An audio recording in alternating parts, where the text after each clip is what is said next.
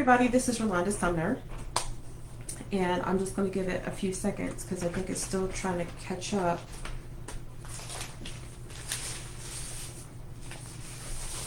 Okay, this is Rolanda Sumner, and I am the CEO and founder of Life After Service Transitional Coaching, and today I'm going to go over with you the 8 stages of sales and what to do in each of these stages. This is the thing, it is so very important that you master these 8 stages so that you can sell your high-end product effectively. Okay, the answer is not lowering your prices. Nay. The answer is not, gradually going up on your prices. The answer is getting comfortable with each of these stages with practice so that you can continue to sell your program effectively. Okay, but before we get started, I want to give you a scripture that proves that God supports us selling. Okay, and this is the thing about it, right? Selling is not sleazy. The people who do sales can be sleazy, but selling in itself is not sleazy. Sales is a way of educating specific people on how you can help them with a problem. You are helping when you sell. Now you could say, well, what if I do it voluntary? That's just better. That the problem with that is that you got to find a way to compensate yourself so that you can eat, sleep, take care of your family, and display that you're on the side of transformation that they want to get to. You can't do that for free. So even if you're in a nonprofit, you have to sell. You have to sell to donors that, hey, you want to give to my organization because this is how we help our target audience. You want to sell to your target audience that this is why you need to come to us to get the help that you're seeking. And at the end of all of that, you still need to get paid. You still need to keep the lights on. You still need to eat. You still need to live in a home. You still need to have transportation so you can get to work. Even if you are an at-home worker like myself, I run my business from my home. I really don't go out a great deal, honestly. I'm a hermit. I still need a car. So, if you go to Corinthians, 2 Corinthians 5, verse 11, it says, since, NIV, it says, since then we know what it is to fear the Lord. We try to persuade others. What we are is plain to God, and I hope it is also plain to your conscience. So, not only are we trying to share God's will out there, but we're also trying to share our purpose with other people. God knows us. He knows our heart. And so since God knows us and He knows our heart, we have to now go out and share it with other people so that we can help them. Sales is not sleazy, people. Sales is not sleazy. You need it in everything. The pastor has to sell God's goodness to his congregation. Okay, it's necessary. So the first step in sales in the 8-step process is prospecting. And prospecting is basically going out there and getting people. Now you have inbound sales and you have outbound sales. Inbound sales is when you set up funnels and such, and all of the leads come to you, and then you just start making phone calls. Outbound sales is hunting for your target audience. And in BLPS, you'll learn how to hunt for your next client, which is the fastest way in the beginning because it takes time to build funnels that actually function and work. It takes time to hone in your social media skills and build an audience. However, outbound sales, going out to prospect for your client, is faster. You don't need an audience for that. You don't need a whole ton of content for that. You don't need a funnel for that. You just got to go out there and get them, right? So prospecting is important. In BLPS, I teach you how to prospect on LinkedIn because LinkedIn is a target-rich area for most industries, and people on LinkedIn are primed, they're ready to do business. So they're either looking for help, they're offering help, or they're looking for a job, or they're offering for a job, which is looking for help and offering help. Okay, so they know money is going to come up. 4 to 5 figures, 6 figures is going to come up. And so that conversation, they know if you're reaching out to them, that it's not about price hunting, it's about quality of service. So when you're prospecting, you are looking for, in BLPS, I'm going to teach you how to look for your next client. But you can also have clients come to you through funnels, which takes time, which is why you need to hop on looking for your clients, going out there and getting them. The second step is make contact. So once you identify who your market is, who your next client could be, who your lead is, because there are leads until they pay you and sign an agreement, then they start working with you. Their lead. So until you know who that next, when you identify your next lead, you now need to make contact with them, because just having them saved on a list is ineffective if you don't reach out to them. So make contact. Again, LinkedIn, what you're going to do is just send a little message. Hey, I saw you on LinkedIn. Let's connect. And then you're going to follow it up with a series of other messages to get their attention. Okay. You want to get them talking, comfortable with you, be human, be genuine, be yourself. But there is a plan of action that needs to take place. There's a couple of steps you need to go in there, and there's plenty of follow-up. So making contact is important, because if you don't make contact, they're just names on the list and they still won't know who you are. The third step is nurturing your lead. Very few times it is possible, and I have had it happen to me quite a few times, but more often than not, you have to nurture your lead. Okay, you're asking your lead to pay 4 to 5 figures. You're asking them to pay thousands of dollars to trust you to help them get this transformation, this information, this new way of being, this new way of operating. And so you need to nurture them. Find out what their problem is. Offer them something for free. Offer them a free worksheet. Offer them a free lesson. Offer them a free offer them your podcast link, offer them your Facebook link, get them in a location where they can get to start to know you and get some free information, build their trust. This is where your coaching skills are going to kick in, because when they say something that it's negative, they're like, well, I tried so hard and I failed. It makes sense that you might feel some kind of way because you failed. Running a business isn't easy. A lot of people fail when they first start their business. However, I'm going to commend you for coming back. What did I do? I acknowledged, validated, and championed.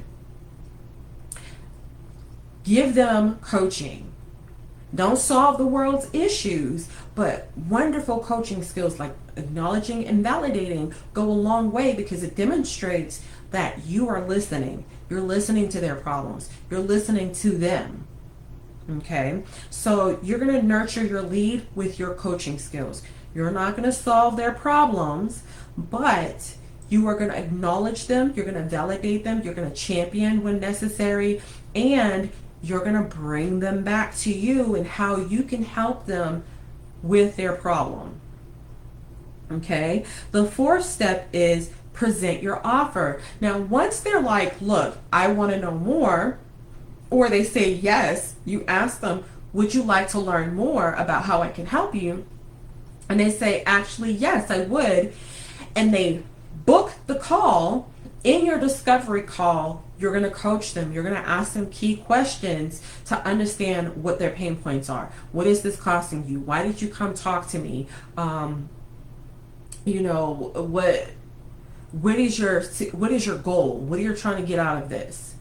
Are you trying to conquer the world in 6 months, or are you just trying to get the boat moving? Ask them key questions to help them realize on their own, to verbalize out loud what their problem is. And then, with their permission only, you say, hey, can I share with you how I can help you? Sure.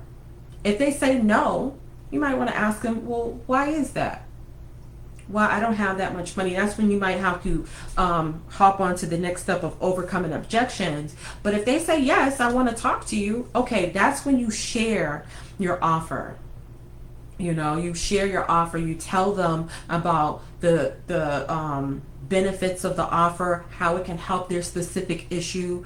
And then, you know, they'll ask you, well, how much is this? And you share with them the investment. It's not a cost. It's not debt. It's an investment. They are investing. An investment is when you put forth time and or energy or money, a monetary product or value, so that you can get something back of value. Okay? So you're either going to invest time or you're going to invest money.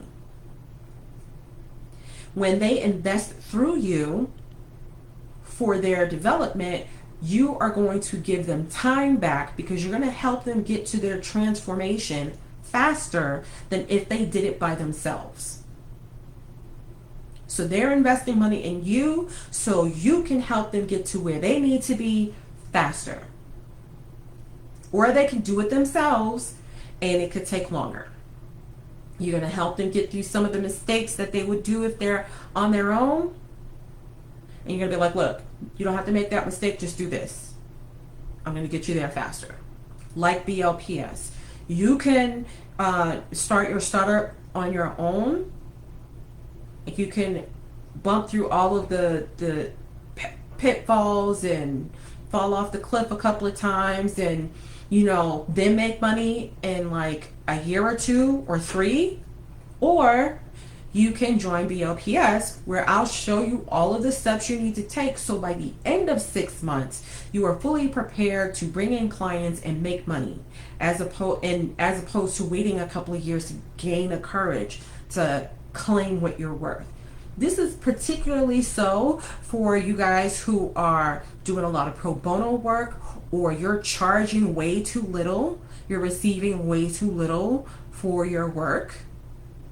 And I say way too little is the person that you're working with on average paying less than a desired amount you would like.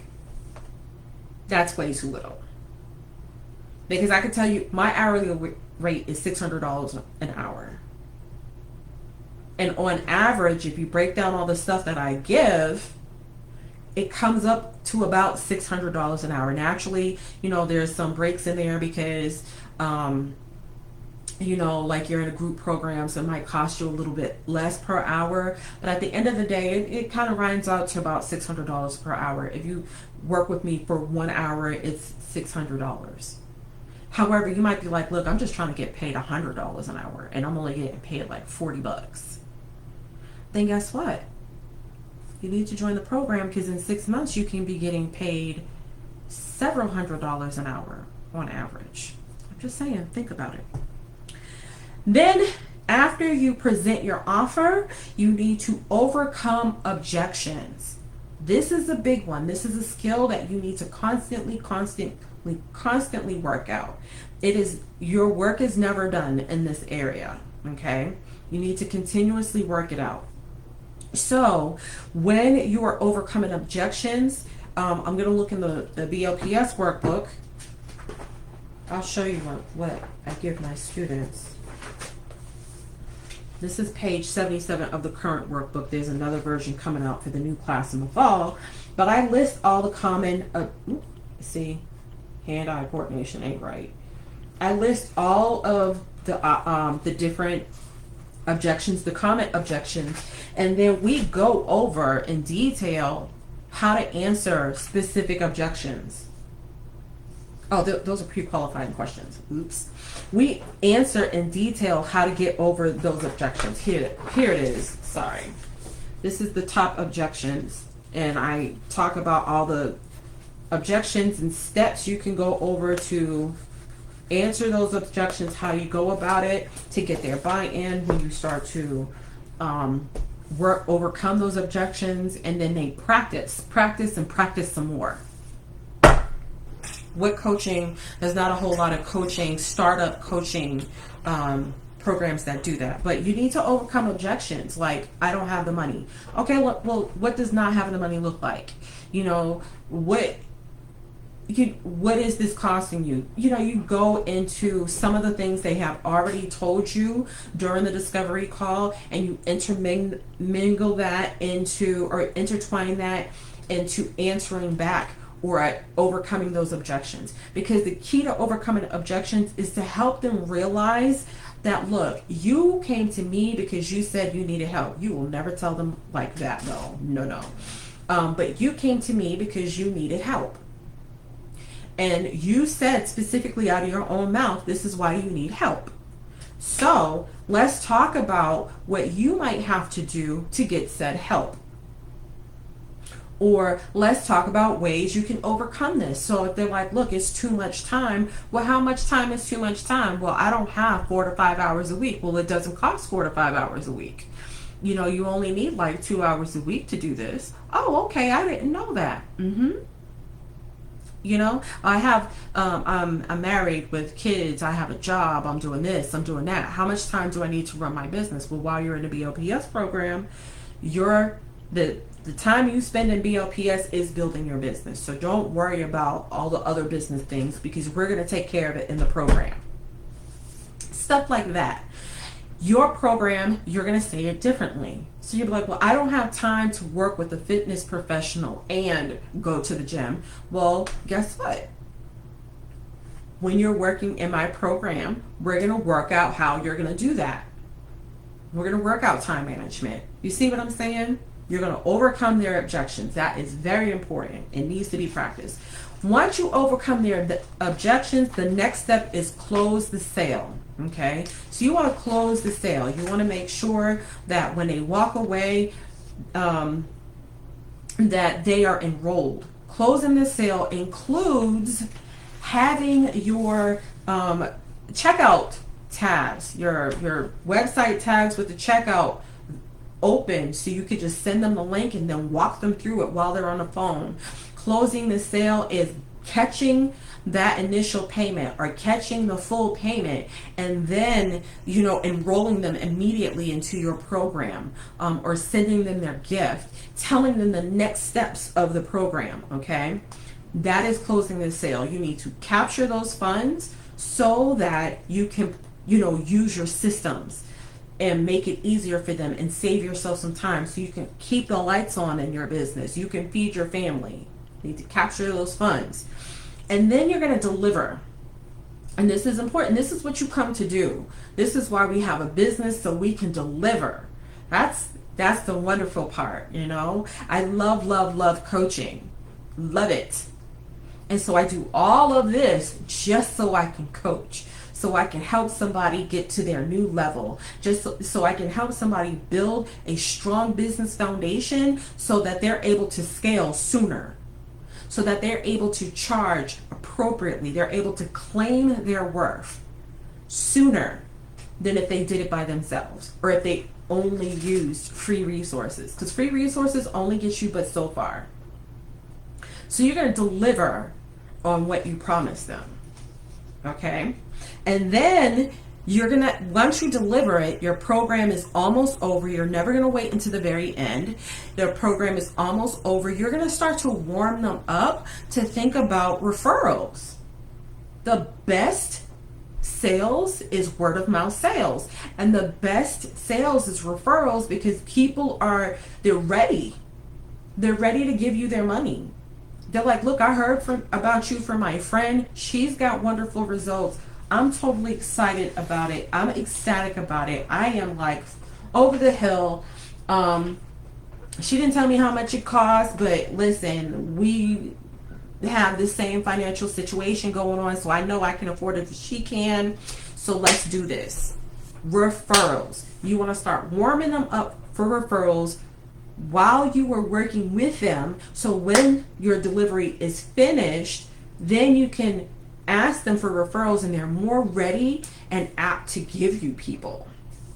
So you might want to have an affiliate program, or you might just want to say, hey, I'll give you a discount on your future service with me because I know you want to work with me more if you bring me more people. Whatever you choose to work out, be consistent about it, but ask for referrals. That is key. And then guess what? We start all over again. We start with one, prospecting. And when you got the referral, the prospecting part is kind of skipped over to making contact. Then after you make contact, you nurture them and blah, blah, blah, blah, blah, blah, blah, blah. It's a cycle. And you just go over this over and over and over and over again. All right.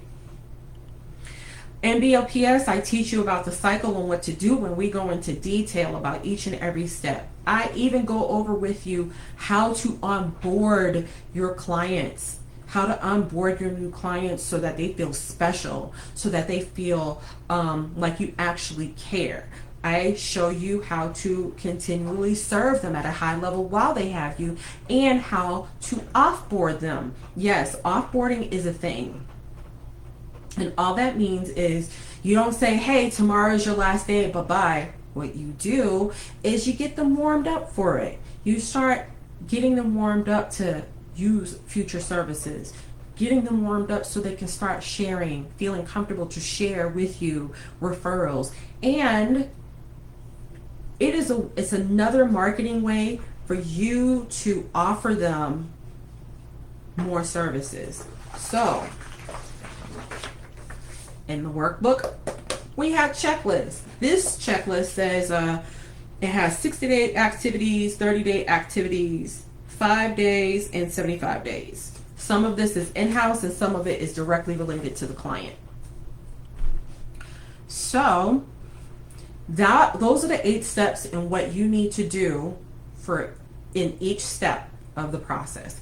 If you want to learn more details about those steps, if you're really interested in getting some help so you can launch your new coaching practice and make what you are worth, and I mean 4 figures.